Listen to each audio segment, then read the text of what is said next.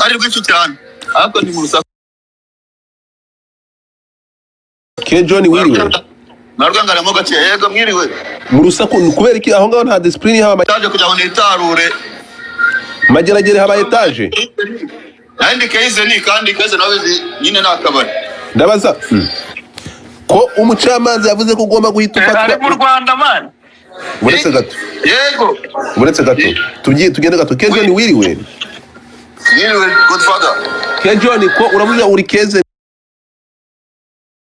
cyangwa ntabwo uri mageragere kandi hano mu isoma ry'urubanza umucamanza yanzuye ko ugomba guhita ufatwa ugatwarwa mageragere kubera kuri mu gihugu mushaka umunyamategeko wundi ayanga wenda sinzi yanga udateka bahari kuri ino life ntabwo baburaho yego iyo wakati utatu y'agateganyo uwemerewe kujurira ukiri hanze niyo kwa kundi wagukatiye wemerewe kuba rwose ukiri hanze kugeza umaze kuburana iyo bamaze gufundikira mu mizi utsinzwe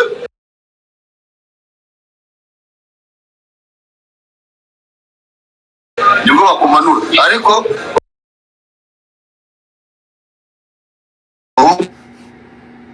ndacyafite iminsi yanjye 30 y'agateganyo n'ejo tuzajurira rwose ko twamaze gutegura dosiye yo kujurira n'amagarama y'urubanza twamaze kuyabona urumva iyo ujuri ruri hanze ugomba gutanga amagarama y'urubanza ahubwo muri cyo abantu ari kugenda ngo Ke John genda gake nuko wamaze gutorokera i Bugande nyuma yo kwagukatiye imyaka 3 Godfather sinzi wenda amaguru yakuye abantu nyine nawe abazonyarwanda bagira ibintu by'amagambo no gushaka guteranya abandi ubwo nibwo abantu basanga bashaka ngo John nafungwe batazi n'impamvu nyine ndiri hanze abo rero nibo bari kugenda bakwiza ibyo bihuha ngo John ngo yatotse n'iki Uganda ni mu rugo sinzi n'abantu babizi niho mu rugo niyo nagira nabagiye mu rugo ariko siho ndi myibereye Nyabugogo Kaize ni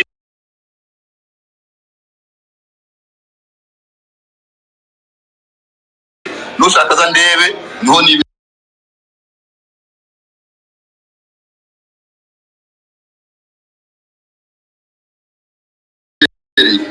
ibyo bintu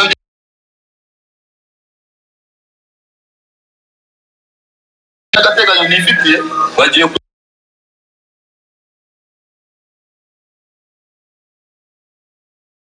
kwica muri ubwo buryo ibyo bintu byo nshaka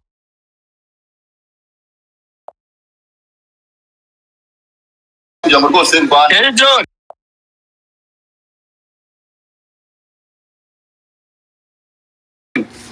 yego igihugu atarekurwa agataha nicyo nuho nyari ijambo dutegetse Kalisa John Bajihadi n'abandi bagomba gufungwa ariko bafite 30 yo kujuririra iki cyemezo abatakishimiye reka tugaruke gatoya Ke John hanze ubwo hanze mpaka urukiko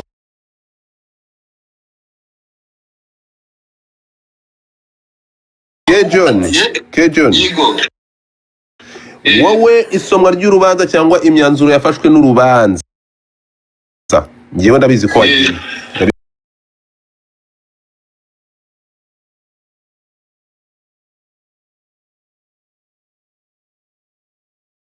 ubyiye akane cyangwa uryemere ndabizi ko wagiye ibyo ngibyo ntabwo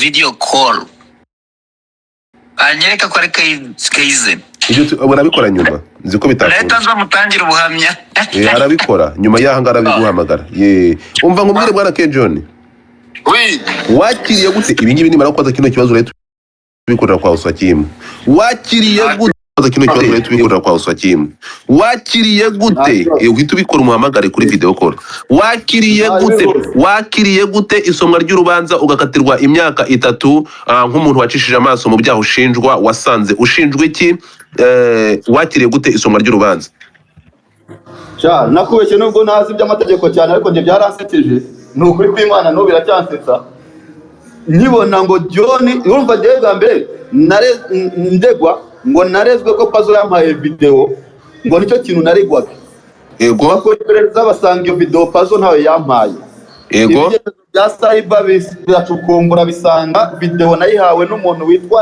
Papi Nesta ndetse n'ubu bifungiwe.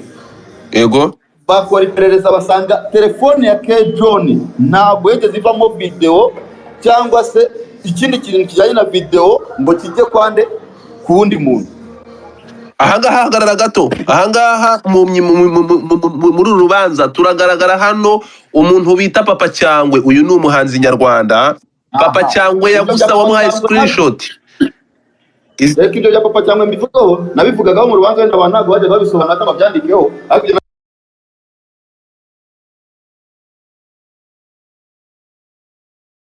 Uhita ubikora umuhamagare kuri video. Postinga mafoto y'uko Soni baramuzi. Uwo muntu baramuzi. Noneho yarapostinze ifoto ya mpano ariko nta rwambare bwari burimo. Usinzira uriya video mwana yibonye kuritangira. Itangira umukobwa yicaye na ya mpano amuri mu mugongo. Kandi muziko ya mpano akunda gukora video zimaze kuriya ababihakana bajya gushaka video yitwa ndi kwikubita. Noneho uwo mukobwa yari yanditse ngo unamo 5 ndamuha video ya yampano. Narindi jambo yari yanditseho ndamuha video ya yampano. Narindi jambo yari yanditseho ni gutyo byari byanditseho. Noneho ngewe muri iyo minsi mu birebe byari mu kwa gatandatu ndakeka abankurikira muziko gutyo ya yampano mu byumve neza. Ndangije yacu twakoranye nande na yampano. Twakoranye na yampano mu byumve neza. Ndangije mbona banditse ibegoro ngo batemu mpita mvuga ni yampano sagiye gusohora n'indirimbo cyangwa agiye gukora agiye gushanze video nyine bagiye kuta hanze gutyo agiye kutwicira promo kuko twatwama amafaranga yacu yo kugira ngo dukorane collabo na warabizi ntabwo yabihakanira. Noneho ngiye mbikora mu rwego rwo gushaka kumenya se agiye gukora gusohora indirimbo cyangwa agiye kumushyira hanze video yabonetse direct. Ikintu nakoze namagaye yampano no muri kiki byo narabivuze sanga telefone ye ntayiriho ndamwandikira yampano ntiyasubiza ariko telefone ubwo nuko itaririho. Ndangije ko nari mbizi ko amazi imisi agenda ari kumwe na Papa Cyangwe bari amazi imisi bagendana buri munsi abantu barabizi muri iyo minsi birirwana. Ikintu nahise nkora nahise mpamagara Papa Cyangwe. Papa Cyangwe ndamubwira ntireba kuri WhatsApp vuba vuba nyine ndi gutabaza mvuga nti umutipa agiye kutwicira promo. Ngiye ntago nari nzi ikindi kintu bigambiriye. Fata screenshot yo kwa Odette binagaragara ko ari screenshot ive kwa Odette. Nyimuhari view once ntabwambure gurimo. Umukobwa yambaye isengeri yampano yambaye amatuza. Sinzi mwibuke video kunatangira nako kaboro konyine kari karimo. Ndababwira ngiye nabikoze mu rwego rwo kugira ngo menye se umuhungu agiye gusohora indirimbo twaraye tumwishyuye ngo dukorane indirimbo ariko tukishyira hanze ibyo joro. Kuko namuna byibuka yayipostinzeho nka rimwe niyojya kudupostinga twatwiba tumamaganga dupostinge no ku Instagram yiwe mutarebe ntabwo zayipostinga.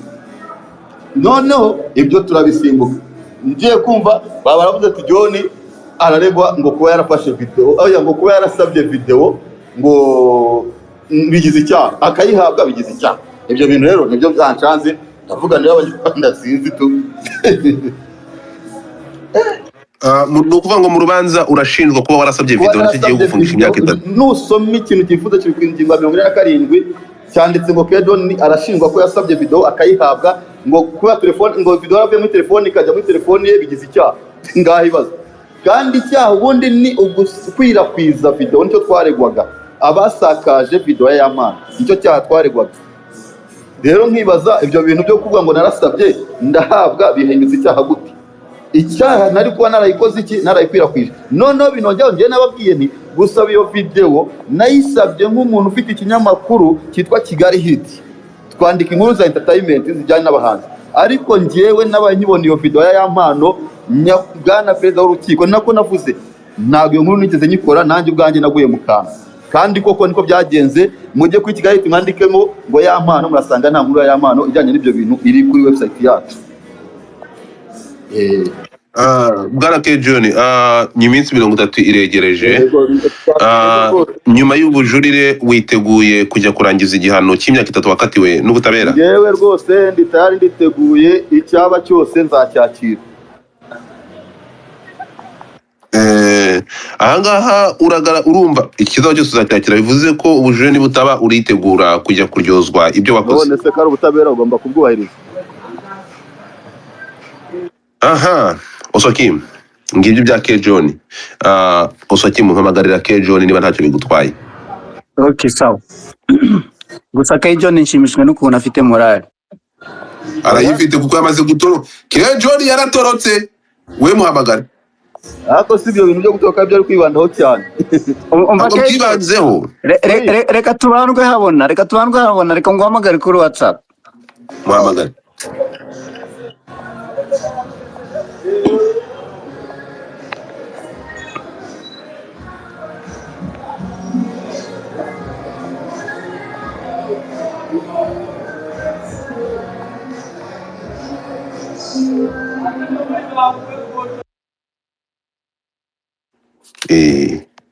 K-John warashinjwa gusaba video, ntabwo ashinjwa gusakaza video. Reka bwana Osokim ahamagare K-John atubwire niba ari mu Rwanda cyangwa yamaze kugera mu bubaka bwa Kabaka mu na Uganda Kampala.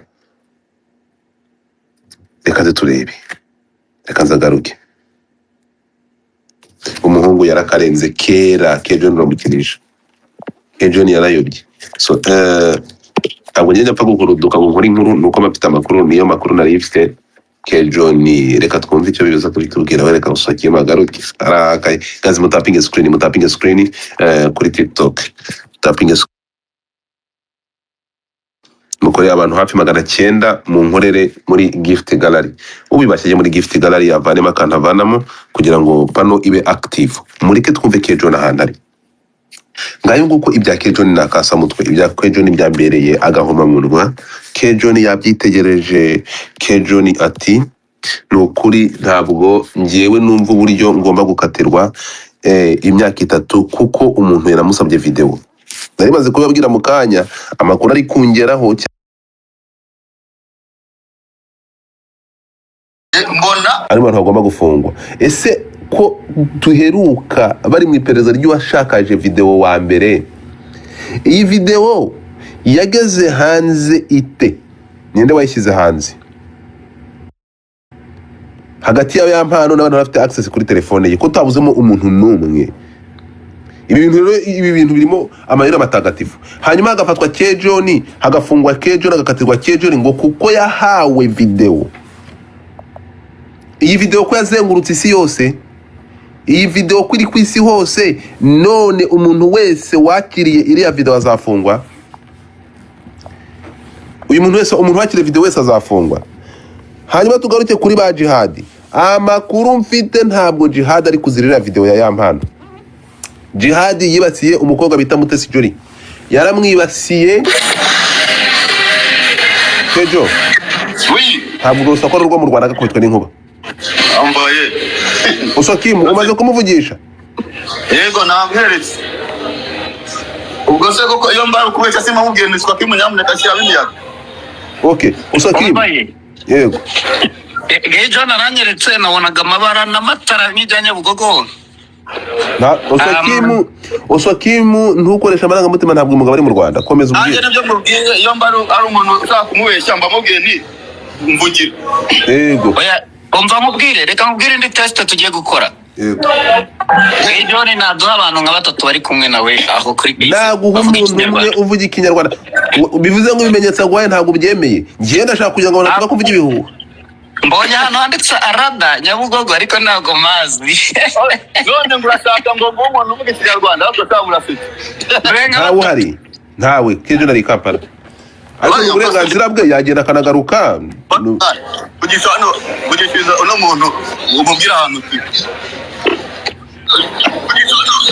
Mugishe umuntu. Halo. Yabite biti? Nibyiza amakuru meze mute? Meze nagiye bariko sebo.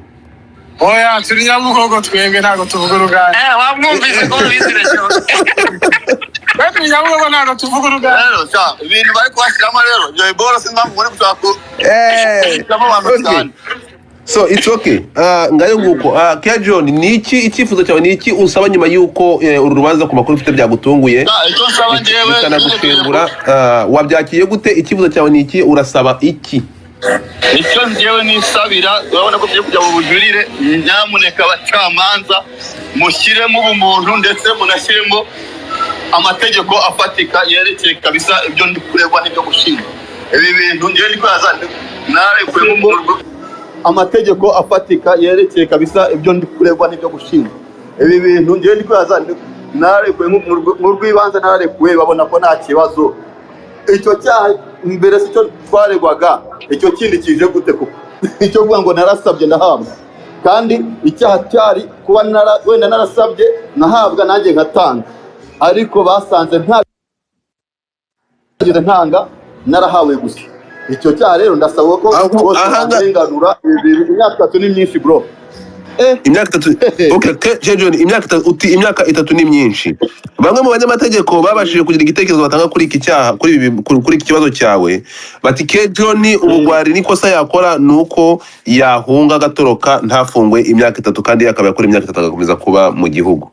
Abantu bavuga ko oya man barayigukatiye wayifungwa rwose, hari n'abafunzwe 25 n'abafunzwe burundu. Ikibi ni ugutoroka ubutabera cyangwa gutoroka u Rwanda. Ibyo ni ikintu rero ntakora. Ni ikintu utakora. Bivuze ngo niba bakubonye ugenda bwaba ari ubutembere nk'umuntu ugifite freedom yo gutembera kuko igitegereje iminsi 30. Cyangwa se uko nkunda wasanga uwo muntu watwije amakuru urabizwa nibera kenshi mande hano keize. Wasanga yambonye ngiye Nyabugogo agatagira ngo John arambutse ngiye muri gare. Kandi wabizi nibera Kamonyi, iyi modoka yanjye yapfuye rero sha cyaje nakuye kinanjye babimbwiye ndikanga tu ndavuga se noneho bagiye kuri Nyanga Rwanda. John, ubwo ngayo nguko ubwo reka tutegereje kizava mu bujurire. Kandi ubujurire nabwo nibidakunda ubwo ngo uzamanuka ujye kurya ikigori. Nta kibazo kabisa, abanyarwanda muzangire impuhwe nibidakunda mujye munshyiraho, nzababwira kode bazabamaye yo kundamo imvungure zibe nkeya nirira umuceri. Naho rwose batuze, umuhungu wanyu arahari. Naho no kuba rwose najya na Uganda rwose ni mu rugo, famille yanjye nihiba nyinshi niho yibera, no kuba najyo nta gitangaza kirimo, ariko icyo babwira cyo u Rwanda ni igihugu cyanjye, ni umwene gihugu w'u Rwanda furu 100%. Ibyo rero okay. Ubikindi kintu abantu bakomeje gukomplaininga no kumva bati John hereza Usakimu live location. Aba bantu bihorera ubundi turi WhatsApp location. Ntabwo turi mu bucamanza nguze kohereza. Okay, ndagushimiye wakoze. Sawa. Ndagushimiye wakoze, natekereza byumvikanye. Reka dusigare tuganira. WhatsApp location ntayo wamuha. Sinangombwa ntabwo turi mu bucamanza, urumva? Yakubwiye ngo neza muri iyi minsi 30, kandi twizere ko ubutabera buzatangwa. Urakoze cyane. Sawa mu Rwanda. Japan. Bazumvishe bari gucurangira Nyabugogo. Yase ko John bagira bafite imigabane muri Keize, kandi John ahantu ari n'ubundi bacuranga indirimbo z'ingane nyinshi. So akunda kuba hari n'abamasuzi baturuka muri Uganda. Ntabwo cyaba ari gitangaza. Ndabona nuko bimeze. John utuvugana yamaze gusohoka, niko bimeze. Njye ntabwo ngeze kunyura iruhande, ntabwo yamaze gutoroka, yamaze gusohoka mu gihugu yaragiye. Yagiye ryari? Yagiye umusibe ejo, amaze iminsi biragiye. Iminsi ngari. Ariko tunasesenguye uriya muntu aduhaye ukuntu ahise yitangura amatatu Nyabugogo. Oya ndabikubwira ngenda bizi. Ndikubwira ntabwo njya mpubuka sinshobora kuzana ngo mpubuke ntanga amakuru ntafitiye nuza. Ariko ku rundi ruhande reka tugaruke noneho kuri iki kintu. Ni gute uru rubanza rwagenze gutya? Mwebwe nk'uru rubanza nk'umuntu rucishijemo amaso, warubonye gute bwana Usakimu? N'urubanza ubundi rw'amateka, nuko rimwe na rimwe itangazamakuru ari ibitangazamakuru biremereye, ari bijyo hagati usanga babihariye abo ku mbuga nkoranyambaga, ariko ni urubanza rw'amateka kuko nibo bwa mbere mu mateka abantu ku mugaragaro bahamijwe ibyaha byo gukwirakwiza amashusho y'abantu bakora imibonano mpuzabitsina, kereka niba hari izindi zabaye imbere ntituzimenye, ariko jewe ni rwo rwa mbere narimenye. Akaba rero harimo n'amasomo akomeye. Noneho ugasanga ku mihanda abantu bavuga bati nyiramashusho nyirizina nawe yagombaga kubibazwa. Umuvugizi wari mbere bitari urubanza rutaratangira yaravuze ati ntabwo amategeko agira amarangamutima.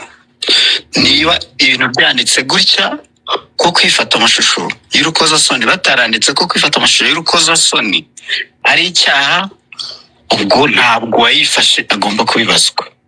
Ariko itegeko riba ryanditse ko kuyakwiza ari icyaha, ubwo nyine wayakwije biramukoraho. Hanyuma abantu wenda bakibaza bati ko nyuma yaho ya mpano yongeye agakora ibijya kumera gutyo ntabibazwe, ubwo biba bivuga yuko bishobora kuba bitarabaye ikintu cy'icyorezo ku gihugu ngo bihungabanye igihugu. Kandi koko niko byagenze, ntabwo ari amashusho ya kabiri yakwiye cyane, kuko abantu bari bafite ubwoba bw'uko yayiguha ugasanga bimukozeho nk'uko ibya mbere byabakozeho. So niba rero nta muntu wigeze ajya kurega, kandi sosiyete cyangwa se n'abareberera sosiyete batarabonye ari ibintu byacitse, ubwo niho ya mpano yabirokokeye.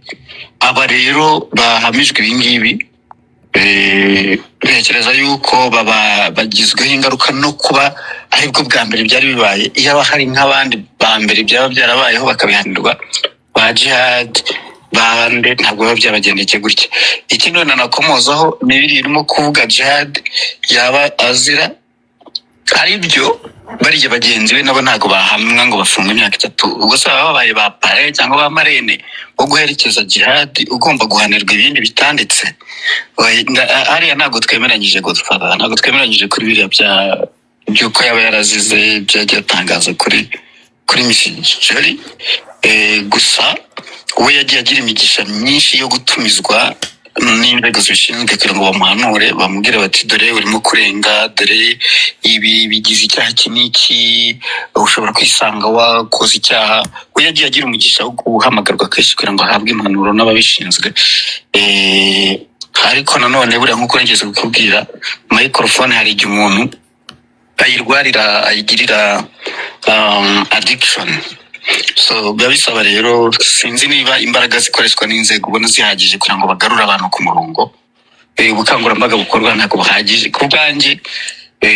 Uru rubanza ubwarwo rubaye ubukangurambaga kurusha uko haba harakozwe ubukangurambaga bukumira icyaha kitari cyawe. Urakoze cyane mwana Wasakimu. Reka turebe bizava mu bujurire, kuko turaza kubitegereza turebe. Ariko ku byerekeranye na John no gutorwa kwe no kuba adashobora kwihanganira, kuko yasabye abantu bagize amatsiko bagasabira video ni benshi. Hariho abagiye bayihabwa batigeze bayisaba, ariko nkuko wabibonye urwo rubanza n'imyanzuro y'urubanza y'imikirize y'urubanza, urumva ko umusore arashinjwa kuba yarahawe video, ntabwo ashinjwa kuba yarasakaje video. Iri tegeko rirahari. Nahoze ndimo kubihiga ntabwo ndabibona, ubwo ninzabibona nzakubwira. Ntabyo uzigera ubona rero itegeko ndiriza riri shyashya. Nafashe umwanya wo kureba mu itegeko, nta tegeko rihana umuntu wakiriye video cyangwa wakiriye amashusho. Hari itegeko rihana wasakaje. Yego, ashobora kuregwa kugira uruhare mu koroshya cyangwa mu gutuma video ukwira. Niba dufata urugero yahaye umuntu screenshot, icyo gihe bishobora kuba nk'aho ari publicité ituma n'abandi bantu babazangiriye irihe. Ahubwo ahangaha ko umuntu wagize ubushake bwo gusaba video cyangwa gusaba iyo screenshot, kuko ntabwo John yafashe screenshot ngo ayitange ayihereze umunyamuziki Papa Cyangwe atigeze ayimusaba. None ko abangaba basabye video basabye batagira gusaba video nk'uko babyanditse, uyisabye ntuyikwize biramutse ari icyaha. Iri tegeko ryaba riremereye cyane. Ubwo birasaba ko abantu bahorana n'amategeko baza kudufasha tukabisobanukirwa. Naho ikintu naringiye kuvuga kindi, John kuba yaba yisohokeyeho gatoya mu gihe ategereje kureba aho bigana, ntacyo byaba bitwaye. Cyane cyane ko hari afite imiryango minini kandi y'abantu ba hafi bo mu rugo. sinzi ubwo nabyo urumva dukeneye mu buhanga mu by'amategeko atubwira niba iki cyaha igihano cyacyo gisaza ku buryo nyuma y'imyaka runaka umuntu yagaruka mu gihugu ntibimugireho ingaruka. Icya Prince Kid cyo uko twabibonye banza kidakecura igihe cyose yazazira bazamufata akajya kurangiza imyaka 5. Kejo rero Uncle Gobi niwe wavugaga ngo no imyaka 3 ntabwo ariyo yatumuka basiga igihugu cye ngo yakwemera ngo kayikorera amageragere ubundi nyuma y'imyaka 3 akagaruka. Ahangaha Kejo akavuga ati mu by'ukuri ni mu checking n'amagroupe mfite kuko Kejo nagira groupe nini cyane bita Kigali Hit. Ati ngewe ku tariki ya 31 mu kwezi kwa 2025 nagiriwe inama n'umuvugizi w'urwego ubugenzacyaha Ribu Dr. B Thierry Murangira inama yo gusaba ko navanaho ntuza. Yagiriwe inama yuko agomba gusaba abantu kudashyira video muri iyi group. Wana uswaki murashaka kugira ngo usomere iri tangazo itariki ryandikiwe akimara kubigirwa mu inama n'umuvugizi w'urwego rw'igihugu rw'ubugenzacyaha. Nsomera iryo tangazo. Kejo nakavuga ati mu by'ukuri nyuma y'iri tangazo nta kintu gisa na video y'ubwambure cyangwa n'ibisa nabyo byongeye kunyura muri groupe mbere y'umuyobozi ya WhatsApp. Nsomera iryo tangazo uyu musore yashyize muri groupe abigirwemo inama n'umuvugizi w'urwego rw'igihugu cy'ubugenzacyaha bwana Thierry Murangira. Yego Kejon 31 z'ukwa mbere 2025 ingamba nshya muri groupe ya Kigali Hit. Umuntu wese uri hano ategetswe gukurikiza amabwiriza akurikira muri groupe. Birabujijwe kwacisha amafoto cyangwa video z'urukozasoni za porno, imvugo zihembera inzangano, amacakubiri, kuvuga nabi leta cyangwa kuvuga n'abayobozi cyangwa guharabika undi. Uzabyongera azirengera ingaruka zabyo. Murakoze. Yakizaho ari saa 9 nako saa 1:30 z'umugoroba. Ibi hari mu uhe umwaka ushize 2025. Ibi bigira nuvuga ngo izi saga n'ibibazo by'ibi ngibi ntibyari byakabaye. Ahangaha Kejon ati ni gute mu by'ukuri nshobora kwisanga ndi muri ibi bintu mu myaka maze muri iyi showbiz ntarigeze nshinjwa icyaha icyo ari cyo cyose. Uyu munsi nyuma yaho naganiriye n'umuvugizi wa Ribu ngakora n'iri tangazo nkarishyiramo ko ari ngaya amatariki n'amasaha arahari. Nyuma yaho ni gute nasangwa muri ibi byaha? Yewe ndarengana, nkeneye kurenganurwa kuko ntabwo nigeze ngira uruhari mu masakazwa y'aya mavideo. Sinzi impamvu ndimo gukatirwa gufungwa kandi ntaragize uruhare urwo ari rwo rwose mu gusakaza iyi video. Ndetse no muri groupe irimo abantu benshi ntawatinyutse gushyiramo iyi video kuko nari narashyizemo itangazo 2025 tariki 31 z'ukwa mbere mbigiriwe mu inama n'umuvugizi w'urwego rwa Ribu Thierry Murangira. Kejon ati ndasaba kurenganurwa kuko ndi mu bantu baba bagiye kuzira kamama iyi myaka nakatiwe. Mu by'ukuri ndimo ndarengana.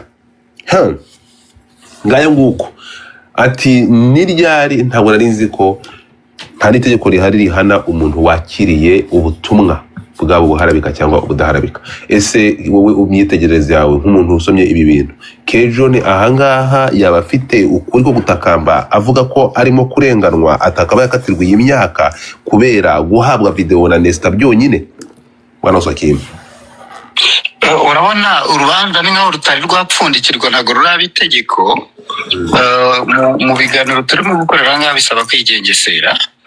Kejon we n'uburenganzira bwe ko nk'umuntu uri hanze yidegembye kuba yagira icyo atangaza, ariko ndagusaba uburenganzira bwo kwifata kuri iyi ngingo tugategereza tukazareba. Ikintu gikomeye twemerewe kuganiraho ni ukuba yasohotse igihugu n'ubwo yabiduhakaniye. Naho substance z'urubanza buriya na ba Jihad ubwabo ntabwo biraba itegeko, ntabwo urubanza ruraba itegeko nubwo batangiye kubahiriza igihano kuko nabo byanze kunze bazajurira.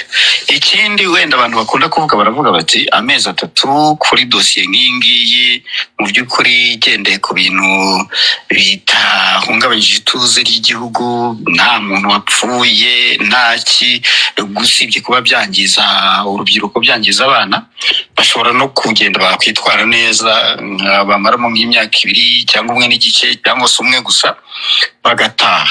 Nkanjye ndi umuntu utanga inama yes amezi nk'atandatu ariko ahagije cyangwa se n'ubundi babikoze nkana bakubitaho itatu ariko bazi yuko wenda nka nyuma y'amezi atandatu hazaba bwa butabera bita ubutabera nsanasano bagataha.